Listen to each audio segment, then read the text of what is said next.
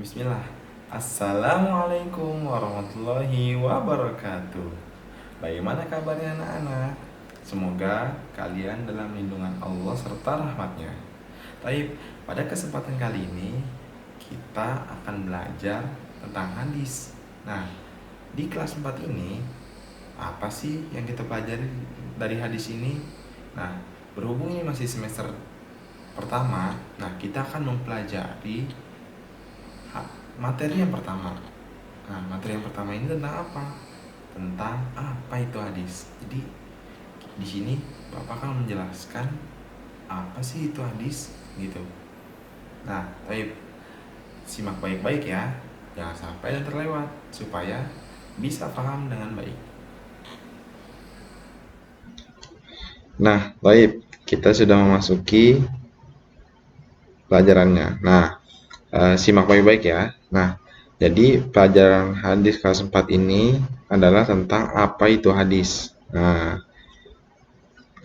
apa itu hadis? Jadi, yang selama ini kita pelajari, kita hafal itu, hadis itu tuh apa? Gitu. Dan kok bisa sih ada hadis? Gitu. Nah, siapa sih yang sebenarnya membuat hadis? Gitu. Nah, hadis merupakan salah satu panduan. Apa itu hadis kan? Tadi pertanyaannya, apa itu hadis? Hadis adalah panduan yang digunakan oleh umat Islam dalam melaksanakan berbagai macam aktivitas, baik yang berkaitan dengan urusan dunia maupun aktivitas yang berkaitan dengan urusan akhirat. Nah, jadi hadis ini banyak membahas tentang eh, cara-cara sholat, cara-cara kita beribadah kepada Allah, cara-cara kita melakukan aktivitas, contohnya minum sambil duduk gitu kan, terus eh, banyak bersilaturahim, ya semua dibahas dalam Islam, itu dalam hadis banyak gitu.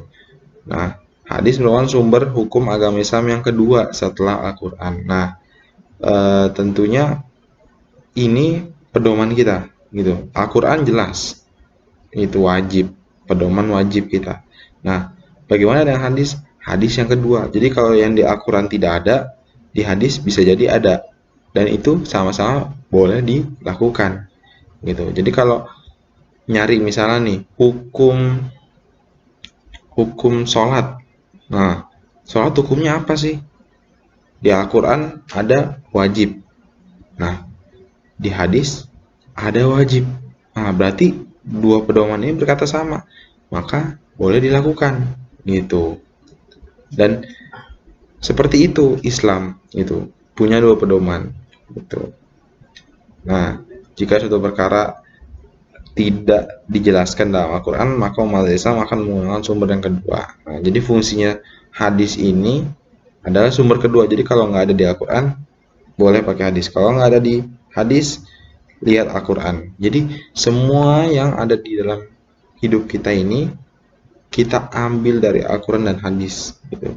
Maka mau tidak mau Allah akan selalu merahmati kita dan mempermudah urusan kita. Itu taib. Jadi hadis itu adalah salah satu panduan yang digunakan oleh umat Islam. Singkatnya seperti itu. Nah, langsung kita masuk ke menu. Nah, dalam menu ini ada dua yang akan kita bahas dalam video ini. Jadi, yang pertama adalah pengertian hadis. Nah, pengertian hadis langsung aja kita klik. Nah, pengertian hadis, penjabaran makna hadis secara bahasa dan istilah. Taib langsung. Nah, hadis secara bahasa, menurut bahasa itu sesuatu yang baru. Nah, kalau di buku tuh kalian bisa lihat di buku itu ada hadis sesuatu yang baru. Nah, itu arti dari kata jadid. Itu sesuatu yang baru. Nah, menunjukkan sesuatu yang dekat. Nah, itu arti dari qorib. Nah, atau waktu yang singkat. Nah, hadis juga berarti berita. Nah, itu arti dari khobar. Jadi, hadis secara bahasa itu terbagi tiga. Ya, tadi apa? Jadid, qorib, sama khobar. Nah, yang sesuatu yang diceritakan, diperbincangkan itu dari dan dipindahkan dari seorang kepada orang lain gitu. Jadi hadis itu dari mulut ke mulut gitu. Rasulullah juga menyampaikan eh, hadis itu. Rasulullah nih yang membuat hadis. Dia ngomong ke para sahabat. Nah, kemudian para sahabat menyampaikan lagi ke murid-muridnya atau ke teman-temannya atau ke orang tuanya gitu, ke keluarganya. Jadi cara hadis itu bertahan ya dengan dari mulut ke mulut dan dihafal. Jadi Rasulullah mendapat wahyu dari Allah atau ilham dari Allah. Nah, jadi yang benar seperti ini, yang benar seperti ini, Rasulullah sampaikan kepada sahabat dan itu menjadi hadis gitu. Kalau dialog biasa, obrolan biasa, nggak belum tentu jadi hadis. Tapi kalau hal yang membahas suatu hukum, suatu keadaan, itu bisa jadi hadis gitu. Tapi khusus Rasulullah. Nah, sekarang ada nggak sih orang yang bisa buat hadis? Tidak ada jawabannya. Nah, secara istilahnya gimana? Secara istilah hadis menurut istilah syara gitu atau syar'inya gitu, ialah hal-hal yang datang dari Rasulullah. Nah, pokoknya semua yang ada dari Rasulullah itu hadis gitu. Baik itu ucapan. Nah, ucapan doang Rasulullah ngomong aja bisa jadi hadis. Terus perbuatan Rasulullah nggak usah ngomong, tapi sahabat melihat Rasulullah begini-begini, terus sahabat menyampaikan ke yang lain dan itu jadi hadis. Dan sedangkan Rasulullah menyetujui gitu. Dan itu nggak salah. Dan atau pengakuan Rasulullah, contohnya Isra Mi'raj gitu. Ada kan hadis tentang Isra Mi'raj itu. Jadi nggak cuma di Quran diceritakan, Isra Mi'raj itu ada di hadisnya juga gitu. Jadi Rasulullah bilang kepada sahabat, nah siapa yang percaya nih kalau Rasulullah tuh habis Isra Mi'raj? Ternyata nggak ada kecuali Abu Bakar gitu. Nah ini pengakuan, jadi Rasulullah mengaku gitu. Nah terkait itu ada lagi nih. Nah tadi kan secara bahasa dan istilah. Nah ini menurut ulama bagaimana sih hadis itu? Segala sesuatu yang diberitakan Rasulullah SAW baik berupa sabda, perbuatan, takrir, sifat-sifat maupun kebiasaan. Jadi singkatnya seperti ini. Gitu. Kesimpulannya menurut ulama hadis itu ini. Gitu. Kalau itu tadi secara detail.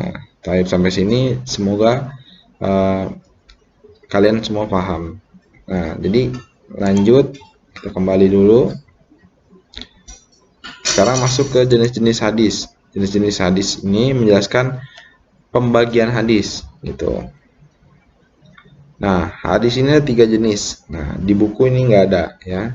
Jadi kalian selayaknya mencatat gitu. Mencatat dan memperhatikan hadis ini.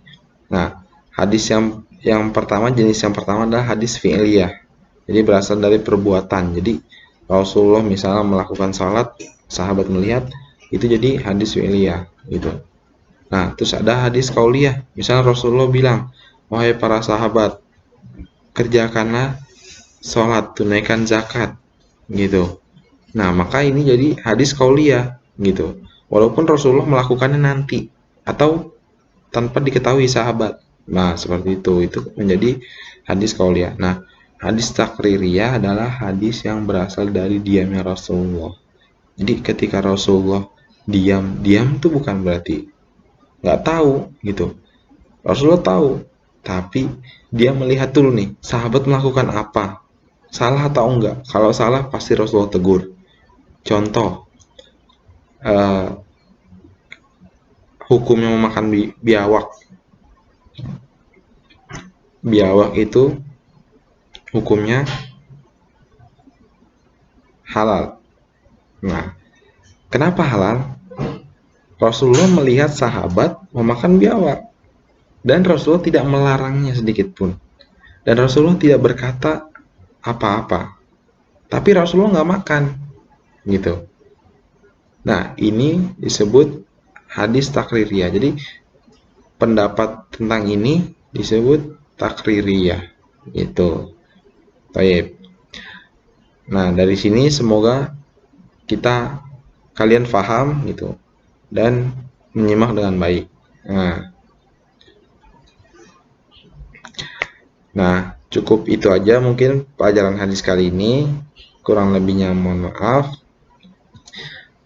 Jangan lupa semuanya udah kita pelajari diulang-ulang. Nih kalian bisa baca quotes yang ada di sini. Nah, itu kalian jadikan pegangan gitu. Jadi jangan lupa mengamalkan hadis yang sudah kalian pelajari. Nah,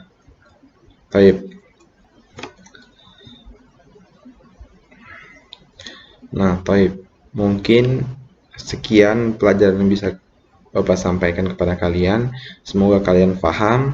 Kalau nggak paham, kalau kurang paham, kalian bisa komen di bawah. Jadi komentarnya nanti Bapak jawab di video selanjutnya, ya, atau Bapak jawab di classroom. Baik, ya.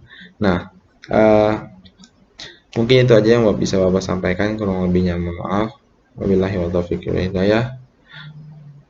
Allahumma wafiq ila aqwamit thariq. Allahumma ya muallim alimna wa ya muhafim fahimna warzuqna ilma. Syukran atas perhatiannya. Terima kasih. Assalamualaikum warahmatullahi wabarakatuh.